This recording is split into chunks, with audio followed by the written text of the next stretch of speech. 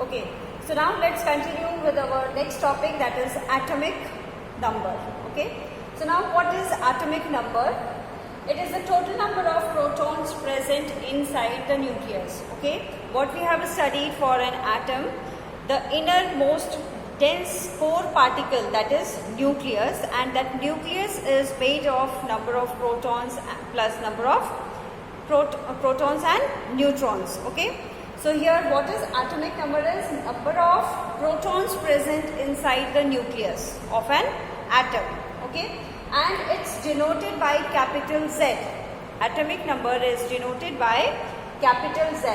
So this capital Z equals to number of protons, okay, and that will be equal to number of electrons. So number of protons and number of electrons will be same in an atom. Okay, now next is mass number. So what is mass number? A mass number is sum of protons and neutrons. So number of protons and number of protons and neutrons are present inside the nucleus of an atom. Okay, so when we add those protons and neutrons, we will be getting mass number, and this mass number is denoted by capital A. So this capital A is equals to number of protons plus number of neutrons. Okay, let's see example. So here example of sodium I have taken. This is the symbol of sodium, that is Na. Okay, symbol of sodium, and its atomic number is written down at subscript. Okay, when we are writing the number at lower side, we are calling it as subscript, and when we are writing the number on the top of alphabet, we are calling it as superscript. Okay, so the number written at the lower side, that is atomic number, and the number which is written on the top, that is mass number. So how do we write sodium? It is 11 and 23. Okay, so this is an example to show number of atoms, or we can say mass number and atomic number. So this is how we represent a symbol with atomic number and mass number. Okay, now how do we calculate number of neutrons? Supposing we have to calculate number of neutrons, so how do we calculate? So the formula is given in front of you. Number of protons equals to number of electrons. Okay, this is what? Atomic number. So if atomic number is given and here one of the thing is missing, we can subtract and find out. Okay, and if it is asked mass number, so how do we write? We should add protons and neutrons. So we will be getting mass number. Okay, so some more examples given by the calculation. So example of sodium is given in your textbook. So if we are asked number of neutrons, to find out number of neutrons, so we know that here mass number is given 23 and atomic number is given 11. Okay, so we will subtract 23 minus 11. Okay, we will subtract 11 from 23. So while subtracting, we are getting the 12. Okay, so this 12 is the number of neutrons present in an atom.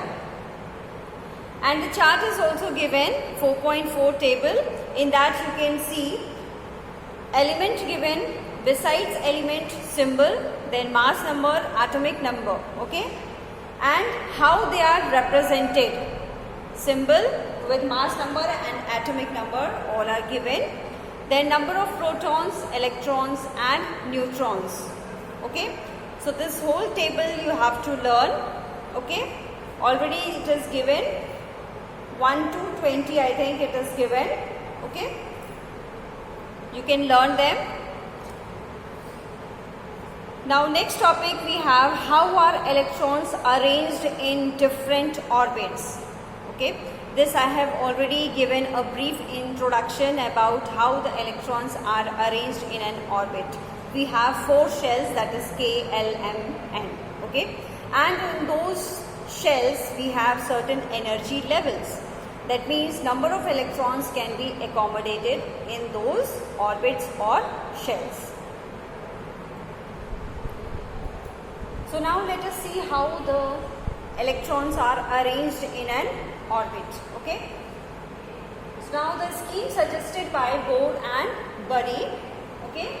So he has given the formula that is 2n squared. Okay.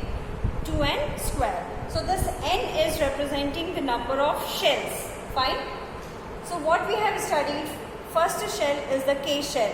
Okay. And in K shell, number of orbits or the shell is 1. Then second shell is L. In that we have seen number of shells are 2 or orbits 2. Then in third shell is M. We have seen 3 orbits. Then fourth shell is N. Okay. In this N, 4 shells are there. So now these numbers we will place in the formula, that is 2n squared. Fine. So now for first shell we have the formula 2. For number of shells we have 1 and we'll take the square of this 1. So 1 ones are 1, fine, and 1 twos are 2. So the number of electrons accommodated will be 2 only. Then in second shell we will place the formula, fine. Now 2 is the formula here. Now number of shells are 2. So we'll take the square of this 2. So we have 2 twos are 4, 4 twos are 8. So now the number of electrons accommodated in second shell is 8. Now third is, we have the formula 2n squared. So 2, the number of shells 3. We'll take the square of this 3. So 3 3s are 9, 9 2s are 18. So number of electrons accommodated in third shell are 18 electrons. Then in fourth shell we have 2. Square of 4, so we have 4 4s are 16 and 16 2s are 32. So in fourth shell, number of electrons accommodated will be 32. So this is how the electrons are arranged in orbits. Fine.